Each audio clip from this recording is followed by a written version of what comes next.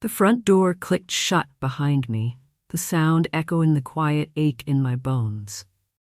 At 72, a trip to the grocery store felt like climbing a small mountain, and the weight of the two flimsy plastic bags seemed to pull my shoulders down to the floor. I set them on the worn linoleum of the kitchen counter, the same counter my late husband Richard and I had installed with our own 4 hands nearly 50 years ago. I was just about to start putting the milk away when I heard the sharp, impatient click-clack of heels approaching. Linda, my daughter-in-law, appeared in the doorway, not a hair out of place. She looked me up and down, her perfectly sculpted eyebrows knitting together in a familiar expression of disdain. Her eyes flickered to the grocery bags, and a sneer touched the corner of her lips. "Finally," she said, her voice as crisp and cold as a winter morning. She walked over to her expensive purse on the dining table, rummaged inside for a moment, and pulled something out. She strode back to the counter, and with a flick of her wrist, tossed a crumpled bill next to the carton of eggs. It was a $20 bill. "There," she announced, as if bestowing a great treasure. "That's for your groceries for the week. And for goodness sake, Evelyn, try to be a bit more frugal. That means no more of those expensive oatmeal cookies you like. My David works hard for his money. We aren't your personal ATM." I stood there, frozen. My hand, which had been reaching for the refrigerator door, hung suspended in the air.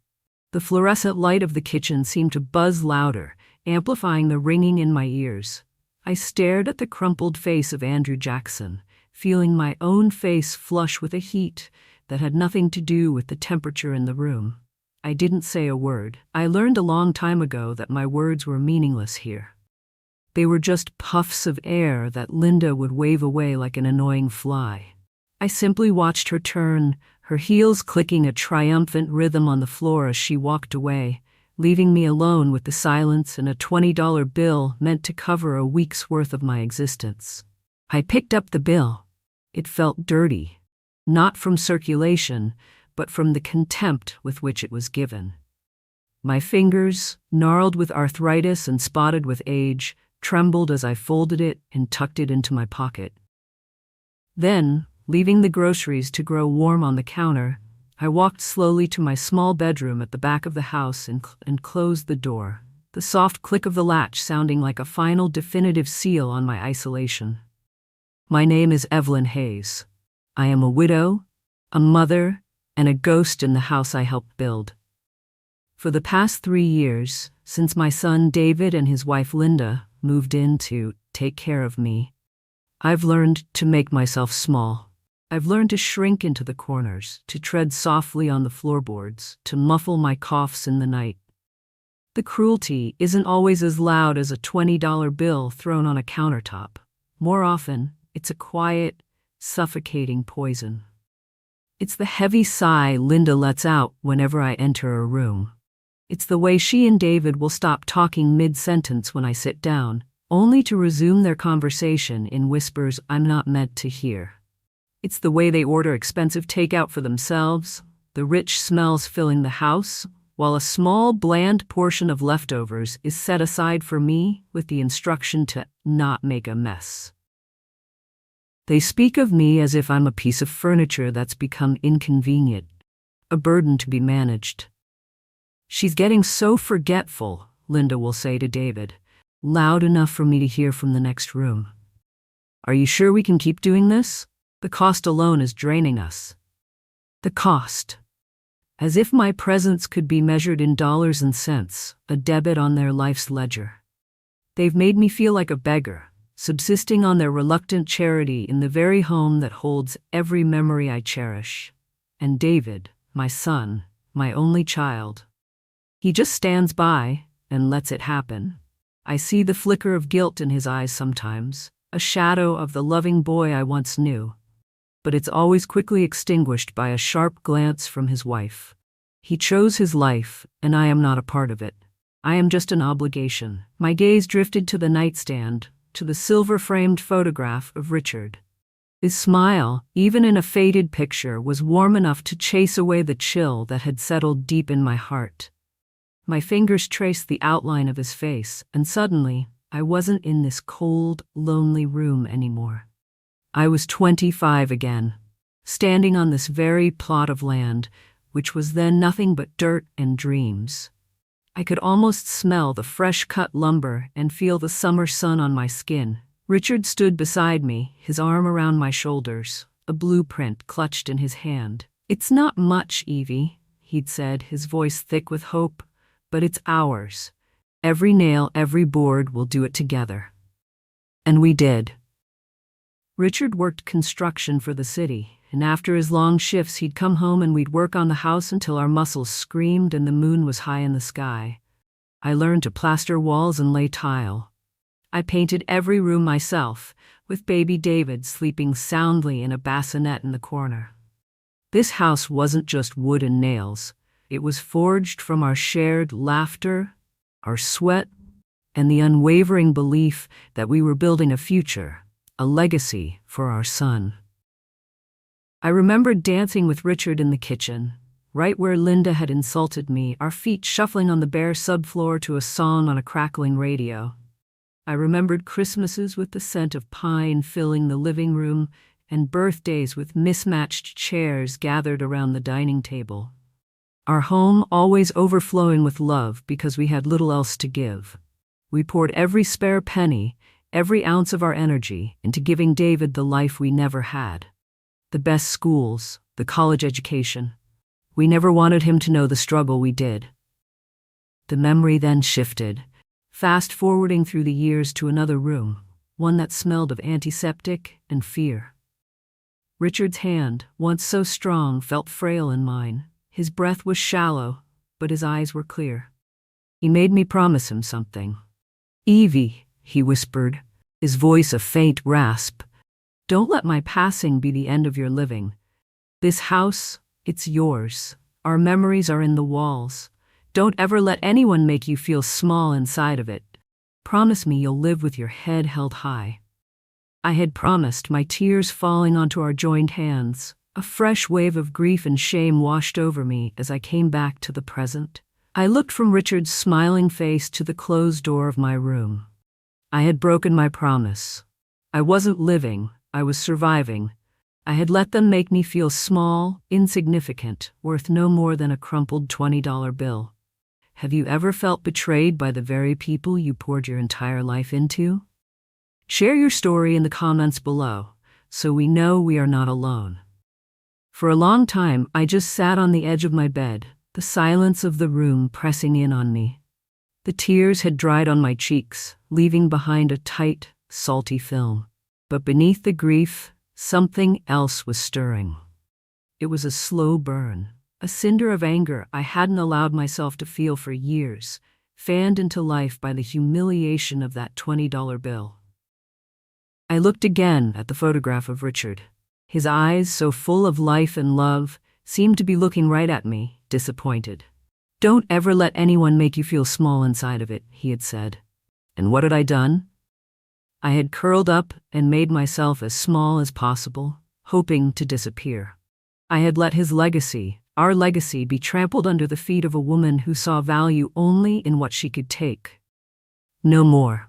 The thought was so clear, so sharp, it was like a bell ringing in the fog of my sorrow. No more shrinking, no more silent tears. That crumpled $20 bill in my pocket wasn't a symbol of my worthlessness. It was a declaration of war. It was the price they had put on my dignity, and I was about to show them just how vast their miscalculation was. A strange calm settled over me. The shaking in my hands stopped. I rose from the bed, my movements deliberate, and walked over to the old cedar chest that sat at the foot of my bed. The scent of cedar and thyme wafted up as I lifted the heavy lid. This chest held the fragments of my life with Richard. Bundles of letters tied with faded ribbon, David's first baby shoes, and a heavy, velvet-lined box. It was this box I was looking for. I placed it on my lap and traced the intricate carvings on the lid before opening it. Inside, Nestled amongst some of Richard's old war medals and his favorite fountain pen was a worn, leather-bound journal. I ran my hand over the soft cover. This was Richard's secret heart. He was a quiet man, a man of simple habits and few words. But in these pages, he had poured out the thoughts he rarely spoke aloud. He had given it to me a few months before he passed, telling me to read it only when I truly needed to remember the man he was. I thought I had read it all, but now I felt an urge to look again. I flipped through the familiar pages, his neat, strong handwriting a comfort to my soul. I read again about his love for me, his pride in our son, his simple joys. But then I turned to the very last section, a part I had only ever skimmed because it was filled with numbers and financial jargon that seemed so unlike the man I knew. This time, I read the words, October 12th, met with Harrison today. The portfolio is performing beyond my wildest expectations. It's strange, Evie. I spent my life with calloused hands, building things out of wood and steel. To think that these numbers on a page, these invisible shares in companies I'll never visit, will be the thing that secures your future. It feels like magic. I've never told you the full extent of it. I never told David. I wanted him to learn the value of a dollar earned, not a dollar given. I see the way that girl, Linda, looks at the world. She has a hunger in her eyes that money will never satisfy. I worry it will poison him. So I keep this quiet. This is for you, my love. For your peace, for your freedom. Harrison understands. He will keep it safe for you until the day you need it. My breath hitched. I kept reading, my eyes flying across the pages. He wrote about stocks, about bonds, about early investments in tech companies no one had heard of back then. He had a brilliant mind for it, a secret gift he had nurtured in private for decades. He saw it as a game, a puzzle, but one he played with a fierce protective love for his family. And then I found it. Tucked into a small manila envelope at the back of the journal was a crisp, formal business card. It read, Arthur Harrison, Senior Wealth Manager, Sterling Trust Bank, and scrawled on the back in Richard's own hand were the words, My friend, his private line, for when you need a dragon slayer. I stared at the card, the embossed letters feeling heavy in my hand. A dragon slayer. A wave of love for my husband, so powerful it almost brought me to my knees, washed over me. Even from beyond the grave, he was still taking care of me. He had seen the storm coming, and he had left me a weapon. All this time, I had been living on scraps from their table, feeling like a charity case, when I was sitting on a fortress Richard had built for me brick by invisible brick. The anger returned, cold and clear as ice. They hadn't just insulted me. They had insulted Richard's memory. They had desecrated the sacred love that had built this home and the fortune meant to protect it. If you were in my shoes at this very moment, holding the key to changing everything, what would be the first thing you'd do? I didn't hesitate. I walked over to the phone on my nightstand, my fingers surprisingly steady as I dialed the number on the back of the card. It was answered on the second ring, not by a machine, but by a calm, professional-sounding woman. Mr. Harrison's private office. This is Amelia speaking. Hello, I said, my voice a little hoarse. I cleared my throat. My name is Evelyn Hayes. I'm calling for Arthur Harrison. I was a friend of Richard Hayes. There was a brief pause, and then the woman's voice softened. Of course, Mrs. Hayes. One moment, please. A moment later, a deep, warm voice came on the line. Evelyn, is that really you? It's been too long. Tears pricked my eyes at the genuine kindness in his voice. Hello, Arthur. Yes, it's me. It's good to hear your voice, though I wish it were under better circumstances. I assume you're not calling to discuss the weather, he said gently. That was all it took. The dam of my composure broke. In a torrent of words, fueled by 3 years of suppressed pain and a fresh surge of indignation, I told him everything. I told him about the whispers, the leftovers, the feeling of being an intruder in my own home. And I told him about the crumpled $20 bill. I expected him to be sympathetic, but I was not prepared for the silence on the other end of the line. It was a heavy, loaded silence, crackling with what felt like pure rage. When he finally spoke, his voice was low and tight with controlled fury. That contemptible woman, and David, to let this happen to his own mother, in Richard's house, it's a disgrace. He took a deep breath. Evelyn, Richard was my best friend. He made me promise I would always look out for you. I feel like I've failed him. But I promise you this, we are going to fix it, starting right now.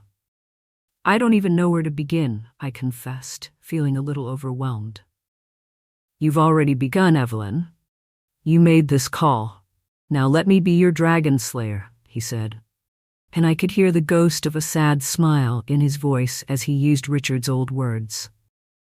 We are not going to do this in a messy, emotional confrontation at the house.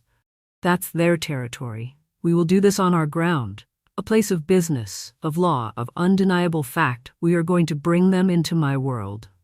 He then laid out the plan, step by meticulous step. His mind was as sharp and precise as a surgeon's scalpel. First, his office would draft a formal, legally binding letter. It would be sent via certified mail to my son, David Hayes, at my address. The letter would be worded very carefully.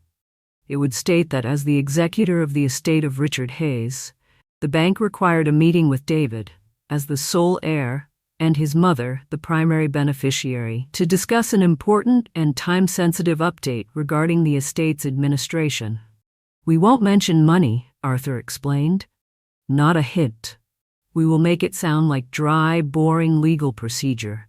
But the words sole heir and primary beneficiary will be like honey to a fly for a woman like your daughter-in-law. She'll insist on coming, and she will make David bring you. She won't be able to resist the possibility that there's something more for them to inherit. He continued, mapping out the entire encounter. I'll book my largest conference room. It has a big mahogany table and a view of the entire city. It's designed to be intimidating. I'll be there, along with one of the bank's attorneys, just for effect. We will be professional, polite, and completely in control. You, Evelyn, will be the guest of honor. What do I have to do? I asked, my heart starting to pound with a mixture of fear and a thrilling sense of anticipation. You, my dear friend, will do very little. You will sit there with the quiet dignity you've always possessed. You will let me handle the proceedings. I will guide the conversation. I will present the documents. I will reveal the truth. Your only job is to watch. And perhaps, he paused, a hint of steel entering his voice, you might want to bring that $20 bill with you. Sometimes, the smallest symbols make the most powerful statements. As I listened to him, I felt the last 3 years of helplessness begin to peel away from me like old, dead skin. I was no longer a ghost in my own house. I was Evelyn Hayes, Richard's wife, and I was about to reclaim my home and my life. The plan was terrifying, but it was also perfect. It wasn't a screaming match. It was a checkmate. It used their own greed as the bait for the trap. By the time I hung up the phone, I was a different woman than the one who had been crushed by a $20 insult just an hour before. I was no longer a victim. I was the architect of a reckoning. The certified letter arrived on a Tuesday. I watched from my bedroom window as the mailman handed the small, stiff envelope to David, who had been watering the wilting petunias Linda had insisted on planting. He signed for it with a confused frown, turning it over in his hands as he walked back inside. I heard the door open and Linda's sharp voice cut through the afternoon quiet. What is that? I don't know, David mumbled. It's official, from a bank. There was the sound of tearing paper, followed by a thick silence. I held my breath. I could picture Linda's eyes, narrowed in suspicion, scanning the dense, legalistic text. What does it say? David asked, his voice laced with anxiety. It's from Sterling Trust Bank, she said slowly, the words dripping with cautious curiosity. Something about the final administration of the estate of Richard T. Hayes. It says they require a meeting with you as sole heir and your mother as primary beneficiary. The bait had been taken. I could almost hear the gears turning in her head, the initial suspicion melting away and reforming into the hot liquid gold of greed. Sole heir. Primary beneficiary. To Linda, those words were a promise, a key to a lock she didn't even know existed. The atmosphere in the house shifted instantly. That evening, for the first time in months, Linda knocked on my bedroom door before entering.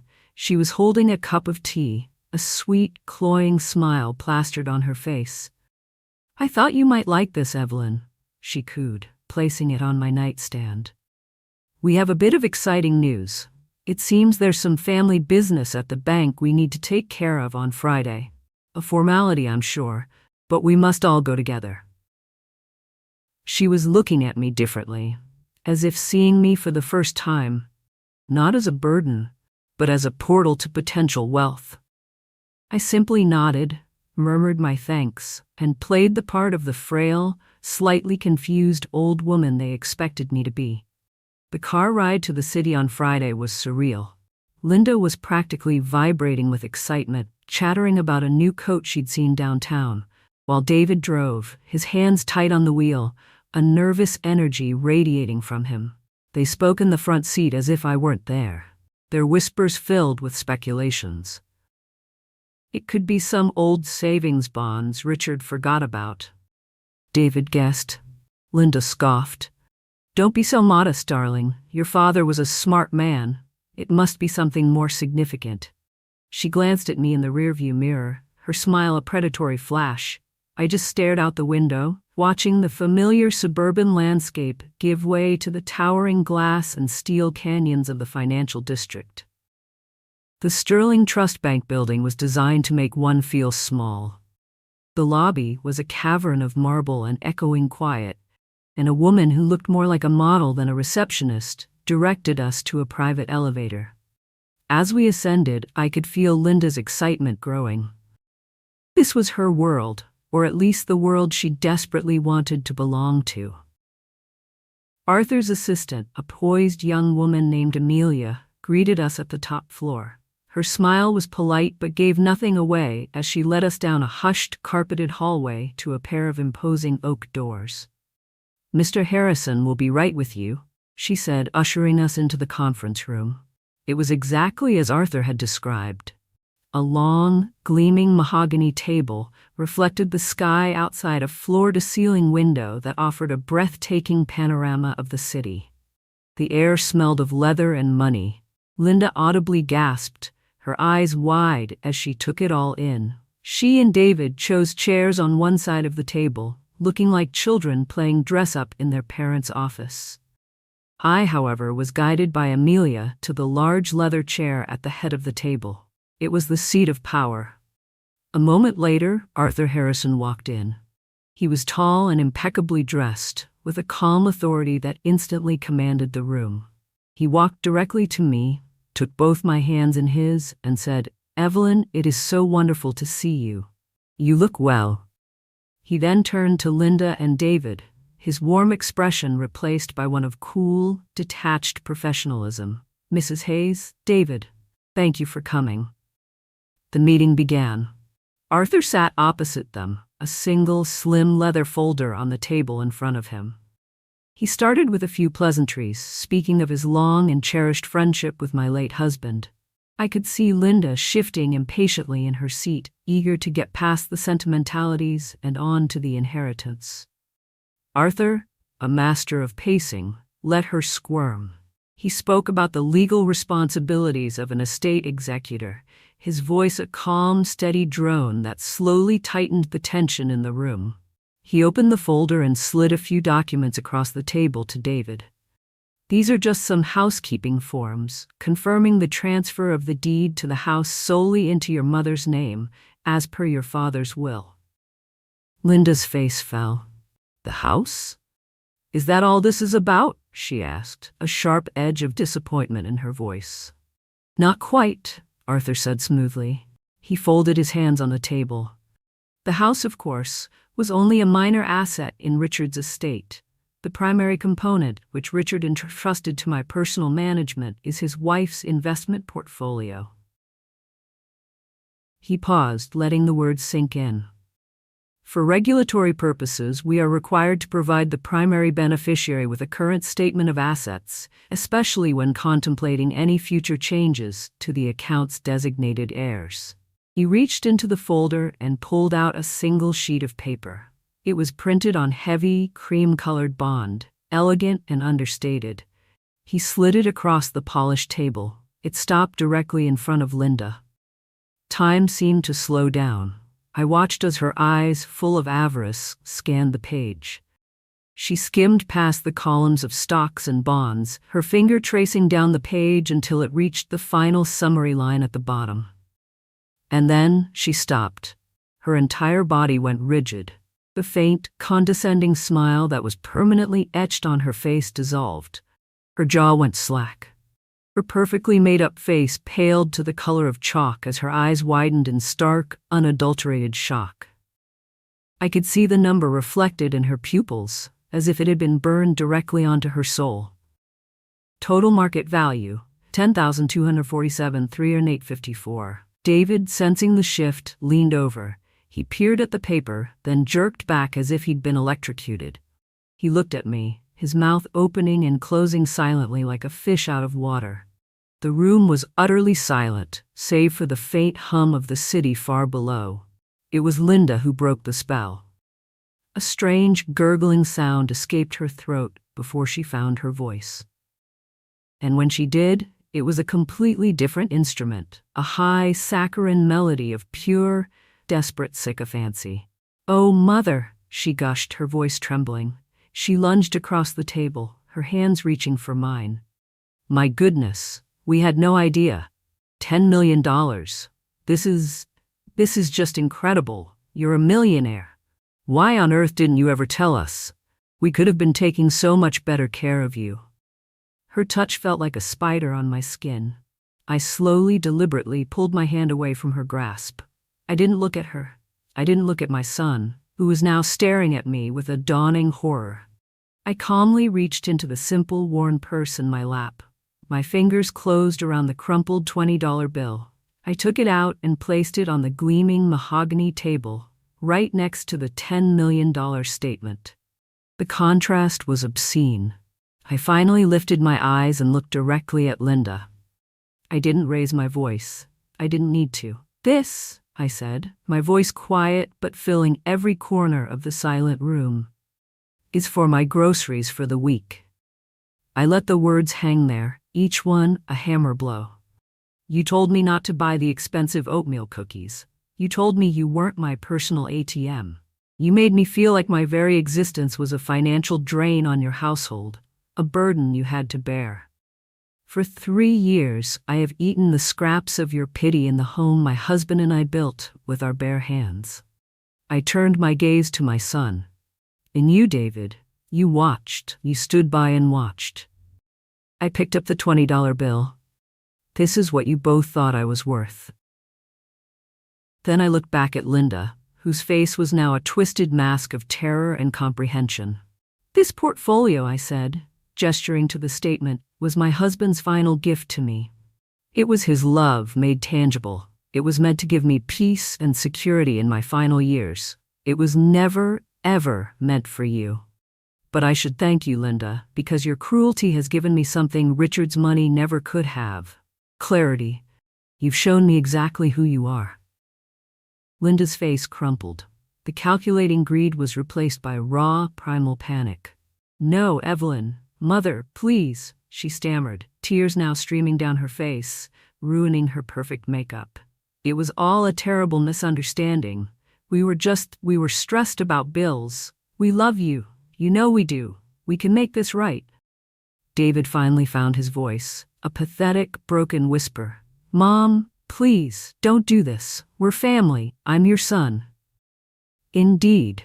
Arthur's voice cut through their desperate pleas like a blade. It was devoid of all warmth. "The time for family discussions, however, is over." He slid a second set of documents across the table. They landed with a soft final thud. "This is a formal notice of eviction. Mrs. Hayes is the sole legal owner of the property at 125 Oak Street. She is reclaiming her home. You have 30 days to vacate the premises." Linda let out a strangled sob, but Arthur wasn't finished. He slid a third document forward. "And this is a newly drafted and notarized revision to Mrs. Hayes's last will and testament. It formally disinherits both David Hayes and Linda Hayes from any and all assets, properties, and accounts under her control. Your names have been replaced." It was too much for Linda.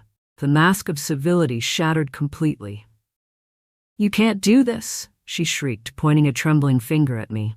"You vicious old woman. After everything we've done for you, this is theft. It should be ours. David is your son."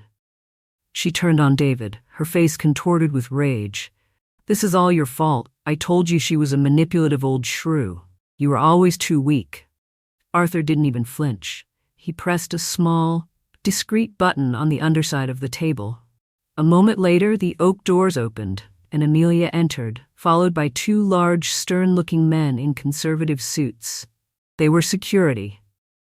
"Mr. and Mrs. Hayes," Arthur said, his voice flat and final, "this meeting is concluded. These gentlemen will escort you out."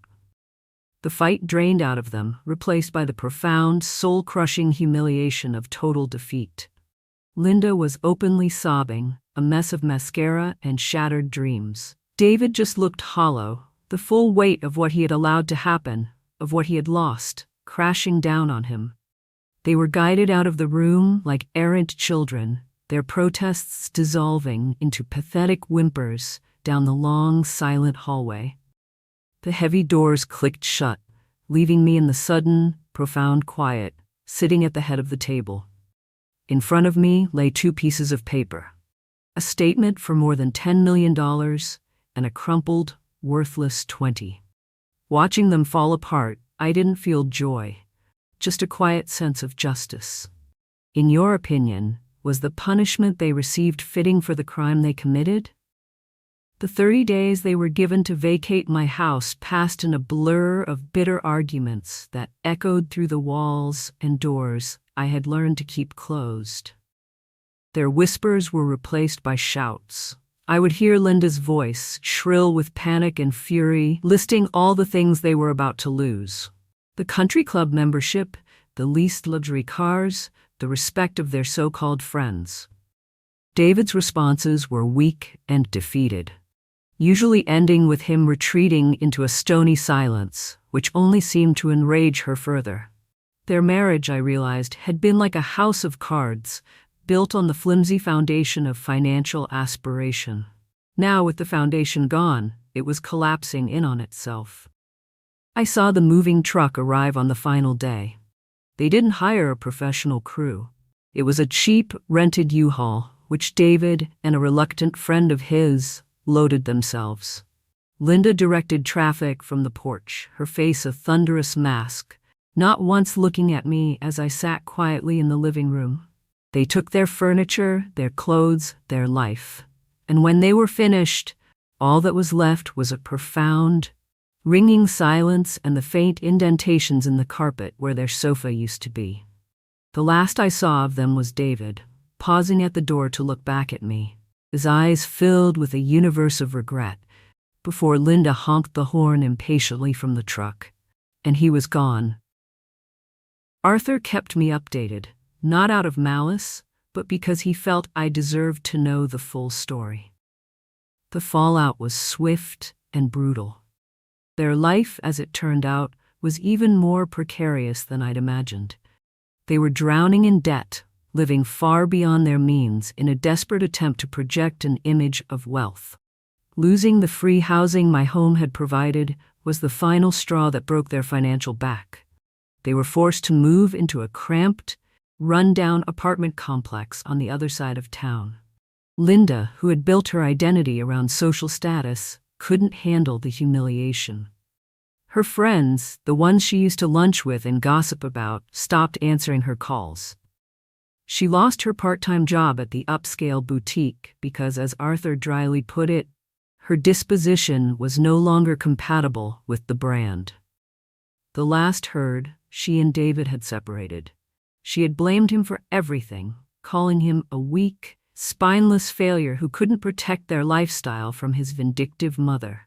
He, in turn, had finally seen her for the shallow, materialistic woman she was. Their shared greed had been the only glue holding them together. Without it, they simply fell apart. For weeks after they left, I would simply walk through my house, room by room, reacquainting myself with the space. It felt different. Lighter. The air, which had been thick with tension and unspoken resentment, was now clean and still. I opened all the windows, letting the fresh air and sunlight pour in, chasing out the last of the shadows. I hired a cleaning crew to scrub the house from top to bottom, not just to clean it, but to perform a kind of exorcism, washing away the residue of their presence. Then, slowly, I began to make it mine again. I sold the heavy, ornate furniture Linda had insisted on buying and replaced it with comfortable pieces that reminded me of the life Richard and I had built. I turned David's old room, which had become Linda's oversized closet, into a bright, airy studio where I could paint again, a hobby I had abandoned years ago. The first thing I painted was the view from my kitchen window, the sturdy old oak tree Richard and I had planted as a sapling. With Arthur's help, I learned to understand the fortune Richard had left me. It wasn't a scary, abstract number anymore. It was a tool. It was freedom. It wasn't about lavish spending. I didn't buy a sports car or a mansion. Instead, I booked a trip. It was a quiet cruise along the Alaskan coast, a trip Richard and I had always dreamed of taking but never found the time for. I stood on the deck, wrapped in a warm coat, and watched glaciers calve into the icy blue water, feeling my husband's presence beside me in the crisp, clean air. I felt a sense of peace I hadn't known was possible. When I returned, I established the Richard Hayes Foundation, a small local charity dedicated to providing grants and assistance to elderly individuals who were struggling with housing insecurity or social isolation. I had felt invisible for so long. Now, I wanted to spend my remaining years making sure others felt seen. My life found a new rhythm. It was filled with small joys: the warmth of the sun in my reclaimed garden, the smell of paint and turpentine in my studio, the letters of gratitude from people my foundation had helped. I reconnected with old friends, and I made new ones at my painting class. My home was once again filled with laughter, but this time it was genuine, born of shared stories and real affection, not obligation. This whole ordeal taught me a painful but priceless lesson about family, love, and money. Family isn't just about blood, it's about respect, kindness, and the safety you feel in someone's presence. For you, what is the most important thing that defines a family? I often think about that crumpled $20 bill. I keep it, smoothed out now, tucked away in the back of Richard's journal. It's no longer a symbol of my humiliation. It's a reminder. It reminds me that a person's worth is not determined by how others treat them, but by how they choose to value themselves. For years, I allowed their perception to become my reality. I thought I was a burden, so I became one. But the truth is, my worth was never in question. Only my awareness of it was. The $10 million didn't give me value. It simply gave me the power to assert the value I had all along. My real wealth wasn't the number on a bank statement. It was the love Richard had for me, and the strength he knew I possessed, even when I had forgotten it myself. It was the courage to finally stand up and reclaim my own life on my own terms. Thank you for listening to my story. If these lessons about life and self-worth resonate with you, please consider subscribing to join our community here at Channel, where we can all share our stories and grow stronger together.